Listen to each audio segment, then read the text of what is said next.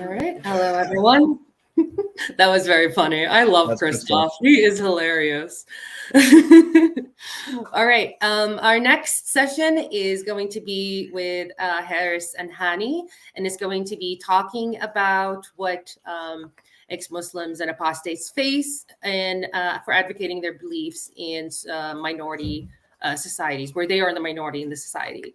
Harris Sultan is a ex-Muslim atheist and a activist. He has his own channel, Harris Sultan. He has written a book called The Curse of God, Why I Left Islam, and that could be available online. There's also Hani. Hani is also an ex-Muslim. He has a podcast called Critical Faculty, and he knows a lot about different types of religion, and he is a great person to talk to in general. And let's go ahead and listen to what they have to say. So getting right into it, our topic for this panel is with Harris and Hane, both from Australia. So this is pre-recorded. And we will be discussing the challenges and opportunities that apostates face in advocating for their beliefs in societies where they're minorities, or rather lack of beliefs.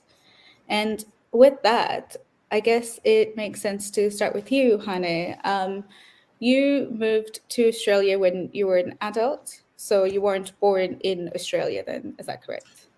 I wasn't born in Australia, but I lived most of my life in Western countries. I lived in Egypt for about 8 years of my life altogether. Yeah. Okay, so you've lived most of your life in Western countries, where I would assume you would then be a religious minority if you come from a Muslim background, or even ethnic background as well. But if we focus on your experiences coming from different backgrounds, how challenging do you think that the majority of people, how challenging do you think it would be to convince people about one, existence of ex-Muslims, the plight of them, and also how do you find that they're averse to acknowledging that ex-Muslims, even in a secular country, can go through tough situations? Yeah, well, my situation is a little bit unique. I was born to a Muslim or an ex-Muslim father, Egyptian father. So by the time I turned up in life, he was an atheist already, and to a Catholic Irish mother who was a New Age Catholic. So she wasn't really kind of a Jesus or Bible basher type of person. She sort of believed in spirits and stuff like that. Sort of living in European countries, I never really felt a problem. I didn't have really to struggle, but I could see some of my very good friends were struggling because they were within a certain system that would only allow them to move in a certain way. They are sort of traditional Muslims, and they were supposed to have friends from the same faith or some even ethnicity at that point. And when they left Islam, this is the type of people that really struggled the most. It doesn't matter which country they lived in, because they kind of create a ghetto, a community within a community, where Arabic is predominantly spoken in the household, Quran, readings, reciting, and therefore the virtues of Islam are supposed to be observed. So when leaving Islam isn't a piece of cake. You have to meet lots of challenges. Never mind the apostasy punishment. A lot of people don't do that anymore, but still the alienation and not being part of the family anymore, or being sort of sent out packing on their way, have lots of psychological impact. As for the European residents looking at these incidents, they don't really understand them quite well, because they probably don't have an understanding of how Islam works. Lots of people don't understand that leaving Islam is a big deal, because leaving Christianity isn't really a big deal. It doesn't have a punishment of some sort, but it might have a certain stigma, but that's about it. Unless you're Jehovah's Witness, that's a different story. They can be quite harsh. But in Islam, it's you pay the price quite harshly. I was lucky not to go through that, but a lot of my friends went through that, and it's not nice. Do you, just expanding on that, do you think that with your work on streams that you still face backlash from people who may not understand why you talk about religion, especially within the countries? I'm specifically referring to people of different denominations than Muslims or ex-Muslims, but why there is a certain focus on your side on the topic. Yeah, well, I'm lucky again that way that I don't focus solely on religion. I do a lot more science and philosophy and psychology, and then I bring religion into the equation. I don't go out of my way to face religion sort of confrontation style. I merge it with, like, for example, I'm having a debate soon in 10 days about the scientific miracles in the Quran, and that sort of thing appeals to me because I'll have to bring my science game and show in a roundabout way the problems with dogmatic beliefs of any sort. But yes, I even face that problem with some of the sort of left-oriented population, where they go, well, the very infamous conversation between Sam Harris and Bill Maher, Ben Affleck, where the whole thing is perceived as the Christianity is a white man religion, and Muslims is the religion of minorities, and therefore when you attack their faith, you're kind of attacking minorities in a way. But they don't understand that when you leave Islam, you become, as you said in your own words, Zara, minority within a minority, and the reality becomes even harsher, and it's a lot more difficult. So I'm motivated by the truth of the claim, whether it's true or not. That's what I'm motivated about. Can it be helpful? Yes, we understand that religion has evolved with people, and it helped different societies, especially if they are poor or ignorant, and that's the only way they can deal with harsh realities. But as we advance humanity, do we really need to have a tool of epistemology that tells you that you should believe things without good evidence? And that's a really good point in terms of like how, challenging whether religion is needed now as well, and questioning its existence as well. But Harris, if we turn those questions, I guess if we turn the topic around back to you, can you highlight, I guess, your thoughts on where ex-Muslims are minorities, or the criticism of Islam in places where Muslims are minorities, and how you can kind of also compare and contrast between where ex-Muslims in Muslim majority countries are minorities and the differences between that? I know there are harsher punishments, but I'd be keen to see if those punishments in a larger scale also apply in the West as well from communities. Yeah, so I think, first of all, my story is very similar to Hani's story as well. Most of my streams are in Urdu as well, because I do want to target the Indian and Pakistani communities and talk about that. And now it's kind of, there are already plenty of channels that are talking, that are criticizing Islam in Urdu language, which is much needed.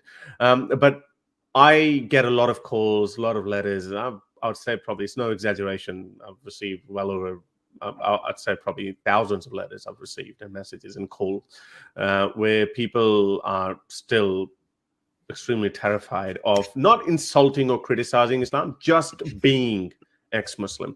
And that's just in a Muslim majority country like Pakistan. Now, India is a slightly different. It is a secular country, but there's a huge Muslim presence there. So I, just as a rule of thumb, I just say don't criticize Islam, and be very careful about your situation and your what kind of people are around you, because it's not worth it. Now, the plight of ex-Muslims, I was just thinking that you could probably put it in three categories. Obviously, you're an ex-Muslim in a Muslim majority country, and as you rightfully pointed out, that the punishments are there much harsher. You can pretty much lose your life, or go away to prison for irrelevant number of years. Like you're basically as good as dead.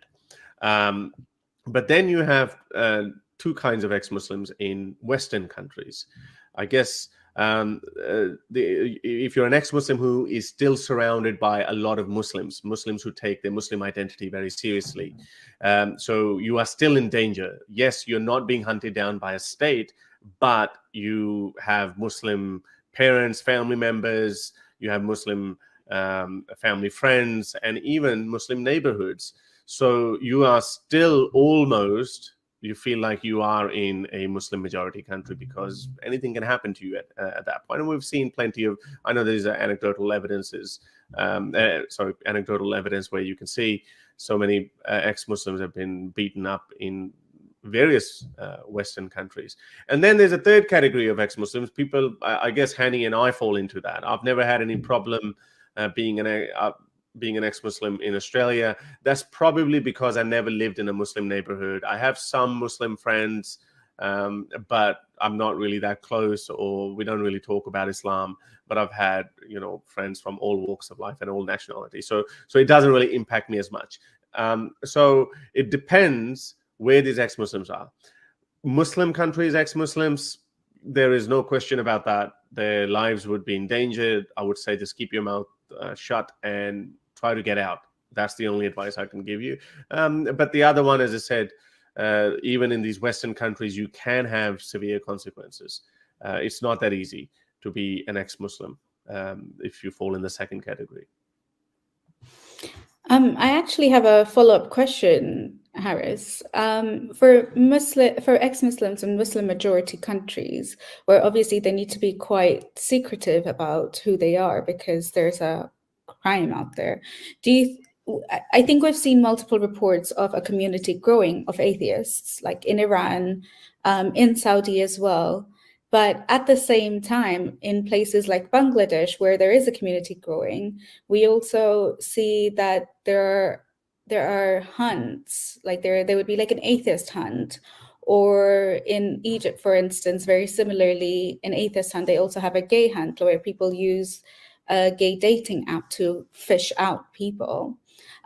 Do you think that, and I'm not putting this on any of us, but do you think that while our advocacy on YouTube increases the reach to other people in their languages or even in English, can sometimes be a backlash because the authorities are becoming more aware?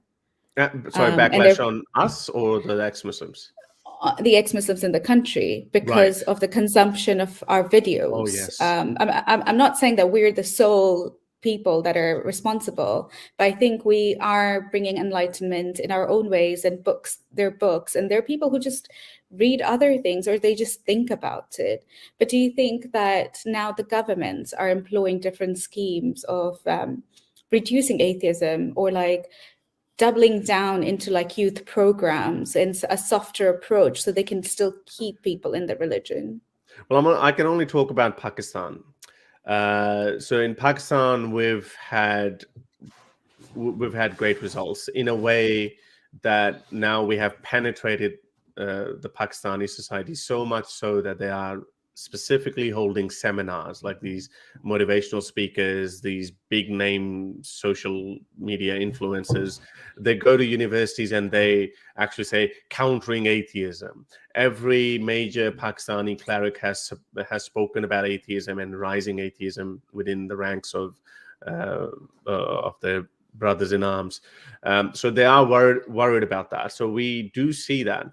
Unfortunately, yes, there are some terrible stories out of that too. There was one person who used to consume content, atheist content, and he knew me, and unfortunately, he was actually lynched by a mob. I made a video about him, but I didn't really say that because his parents were saying that he was not an ex-Muslim or he was not an atheist. So it does worry me as an influencer that if we're doing something, is it going to end up costing someone's life? The problem here is basically, and that's tying it back with your first question. The problem is with Islam, and then with the Muslim community. Muslims are a very insular inward-looking kind of a community. They have a problem with dissent in general. It's not just apostasy. If there is a young woman who doesn't say she's an ex-Muslim, well, she's probably not an apostate either, but she doesn't toe the line. She doesn't do as she's told. She doesn't wear a burqa or a hijab. Then she's going to face significant amount of backlash from her own family, from her own circles. If someone turns out to be gay, well, that's it. Being gay is obviously that's actually worse than being an atheist. Even if you're a disobedient child who doesn't look after his family, so that he would be shamed and ostracized and alienated as well. So all these, this is a common problem with very conservative, mostly with conservative society communities and societies, and unfortunately Muslims are the worst when it comes to that. Now, that is obviously not to say that all like that. So yeah, it's bound to happen. There's going to be some backlash because as the ex-Muslim community grows, it's going to get worse. One question. So I just remembered a part to answer your question. If the governments are going to double down, I recently found out that not the Pakistani government doing that. There are some vigilante organizations. There's a famous organization, very hawkish about defending the honor of the Prophet, called TLP in Pakistan. Massive party. I think a lot of people know about it. They actually, now this is one. Obviously, this is one story that I can tell you.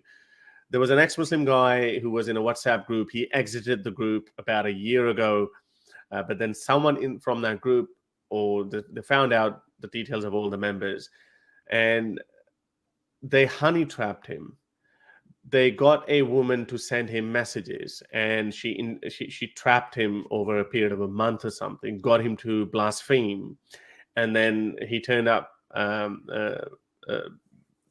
for the date, and then and then there was the Pakistani federal police there waiting for him, and then they arrested him. So that was like a sting operation. Now again, it wasn't by the government, but the TLP is pretty big. So yeah, I think they're going to try everything. It is unfortunate and this is why I always say, if you're living in a Muslim country, it's probably not worth it. Just keep it on the low. Keep your head down. Yeah. And I guess on the topic of governments or different groups employing different approaches, Hannah, I know you might have a thought on this. So in the event, like when you talk about Harris's first example, where they have these seminars that are like, this is how we counter atheism, but now also more Muslim women and men are going on podcasts, and they're having more like, they're preaching, they're doing dawah in their own way, and really using a lot of the woke terminology as well. And by woke, I don't mean maybe not woke terminology. I'm going to correct that and say liberal terminology. So they would talk about toxic femininity or toxic masculinity, a lot of these buzzwords that younger people see on social media. And now a lot of conservatives have taken the podcast. And they're spinning it around to create more audiences and to make the religion, and any religion, like Christianity has this too, more enticing and employing different ways.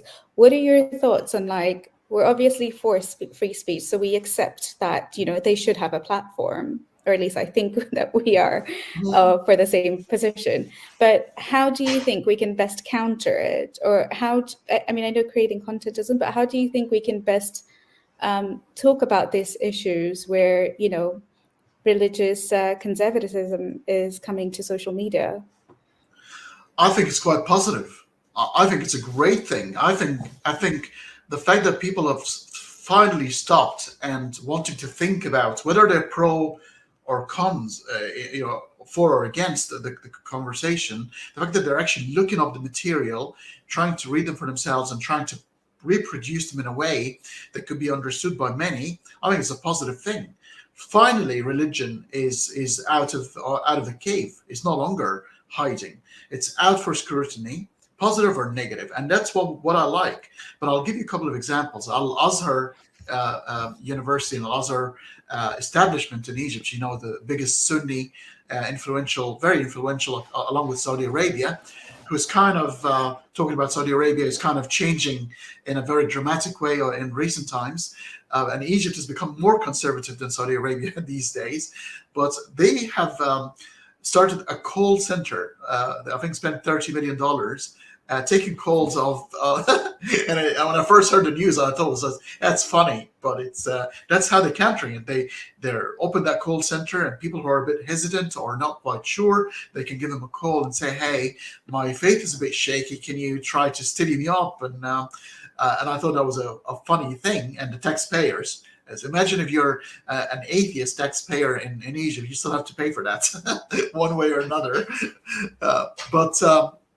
Things like, but I think contents like that, I think this is brilliant. I think for anything to be out in the open and let the truth sort of speak for itself, it's going to be evidence provided on both sides. And for those who are sitting on the fence, it's the perfect time to be alive, because they're going to watch contents from people saying Islam is the solution to everything, apparently.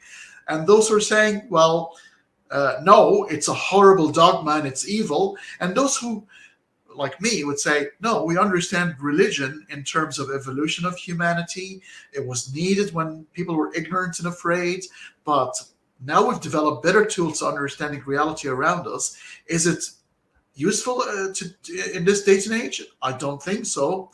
And we provide evidence. So I think it's a positive thing that it's been talked about. Nice. But do you think that with more conservative ideas being out there, like on many different contexts, that a lot of younger people, I think previously I would have assumed a lot of younger people would turn to be more liberal because we appreciate freedom once we know what that is. But I've kind of seen the balance go off or be an equal split, where a lot of young people are going towards conservatism, and religion being one of them. I think you can't hide ideas. The only way to choose liberalism is to be able to contrast it with something else. I think everything needs to be out in the open. Everything should be discussed, because if you are going to direct people toward being liberal by hiding conservative views, then you're not doing anything other than another way of indoctrination and dogma. We uphold the views that everything, if an idea is good enough to stand on its own feet, then it should not be afraid of scrutiny or competition for the same reason. Natural selection that does touch ideas, and memes, the equivalent of genes coined by Richard Dawkins, is again subject to natural selection. So it's going to be survival of the fittest, of the better ideas. And I guess having those two ideas in plain sight, do you, or either of you, have you personally felt that when you talk about, liberalized ideas or atheism, especially coming from a Muslim background as well, that you're likely to encounter being silenced more than those conservative ideas that come from Muslims instead?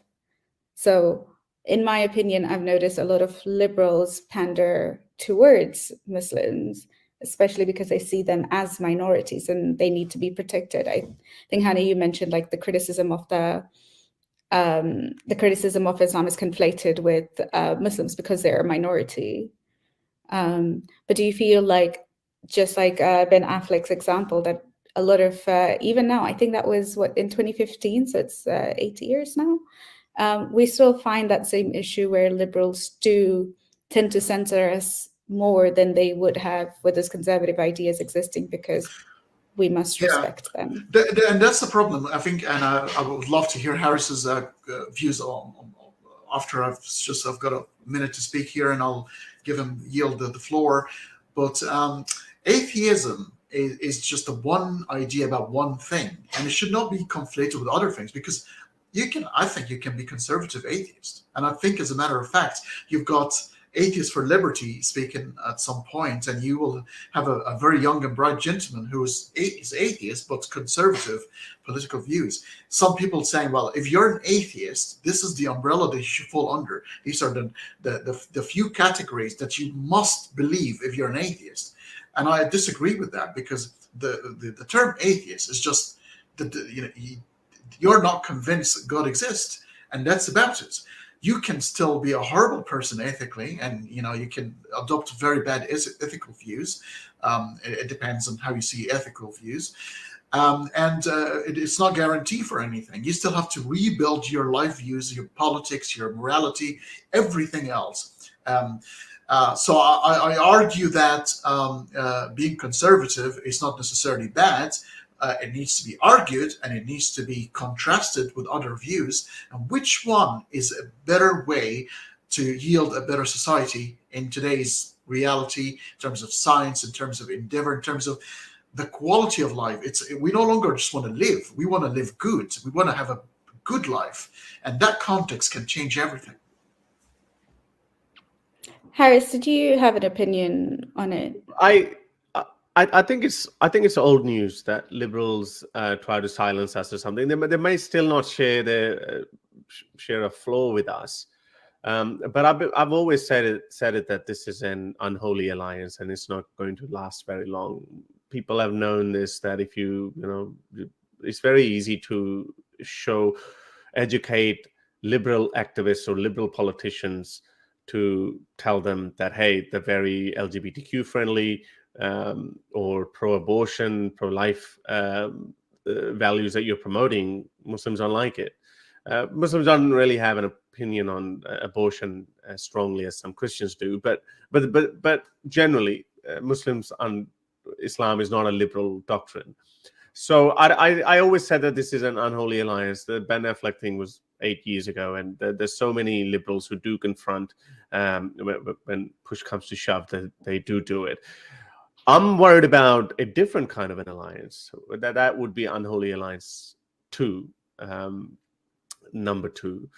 It's that I've seen Christians and fundamentalist Christians and Muslims teaming up, especially in America. That I've seen a lot of these Twitter spaces, these clubhouse groups, and where they are finding a common ground. For example, liberalism has come up with all kinds of other challenges as well. There's a dating problem. There's this toxic masculinity problem, apparently, and toxic femininity problem. Feminism has gone to this, I don't know, 9th wave or something. And both Christians and fundamentalist Christian and fundamentalist Muslims don't like that. So they are finding a common ground in fighting against this wave of liberalism and this wokeism. So that is that's the alliance that I think we should be worried about. But that wouldn't last very long either, because again, those religions don't like each other. So I think that's something we need to watch out for. As far as this liberals going easy on Muslims, I think that's still true to some extent, because they don't want to antagonize, a hijabi girl, but they don't want a Muslim minority to feel like outsiders or whatnot. So that part would always remain there. But when it comes to Muslims, are not passive people. If they believe in something, they're gonna shout from the top of from rooftops. They're going to let you know that this is what they believe in. This is their opinion on LGBTQ. This is their opinion on dissent or apostasy, etc. So I always knew that sooner or later they're gonna clash with each other, and I think you're gonna see a lot more of that. But watch out for this Christian and Muslim alliance. I think that's such an interesting point about this new Unholy Alliance. I guess it's not that new because it's happened in the past couple of years, like the Birmingham school protests on LGBT studies, apparently, where Christians and Muslims came together, and then they do on many different occasions as well, while fundamentally they hate each other.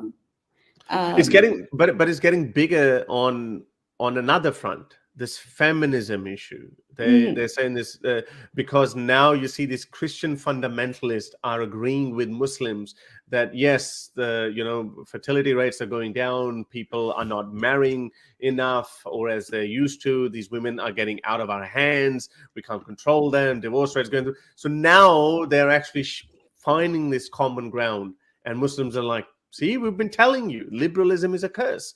So you're going to see a lot more of that, way beyond the fact that because Christians they still don't feel about Jesus the way Muslims feel about Muhammad. So you might see these occasional alliances there on the issue of like, oh, Jesus was, someone made fun of Jesus or whatnot. But they're going to unite more against this feminism, what they call toxic femininity. Interesting. What would you say our approach should be here?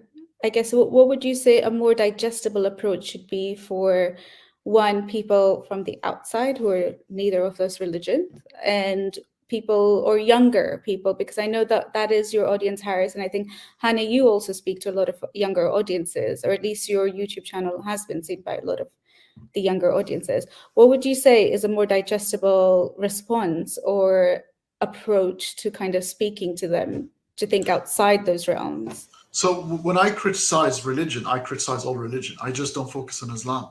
I've got that multiple background anyway that I can use. So I'm very, very well versed in Old Testament and New Testament. So when I talk about it's faith, and the problem with faith, it's just believing in something without evidence or without needing to have an evidence for it. Obviously, they'll argue now we've got evidence, but it depends on what you mean by evidence. To me, I attack that very point. I attack everything that the three Abrahamic religions share as the basis of the problem with the whole believing without evidence. So I might sometime have a conversation about Islam, the next day about Christianity, Judaism, because one of the things you're going to be always, and Harris probably will relate now, if you're attacking Islam all the time, it's like, oh, we never see you attack Judaism. How much you make in a month?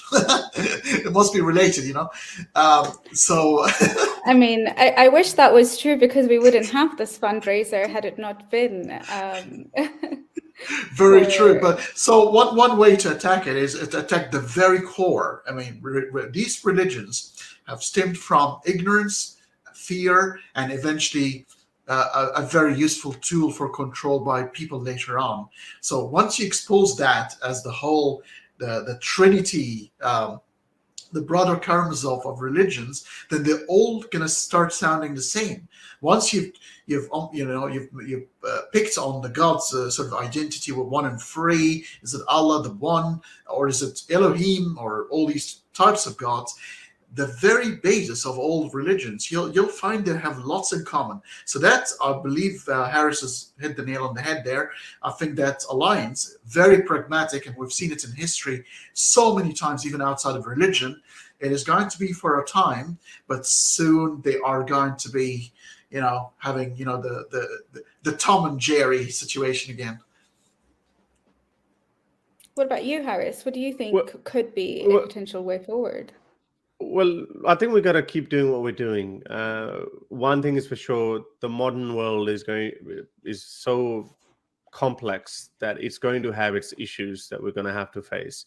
But one thing that we need to tell people, and I think people would know themselves as well, that whatever these problems are, the solution is not going to come from your conservative Christian or Islamic values. It's not going to come from there. There is a problem where people are becoming less social, people are becoming more materialistic, and I think that's been the case. It's always been the case, but everything is happening so rapidly now at such a pace that we're coming up with problems far more frequently than we come up with solutions.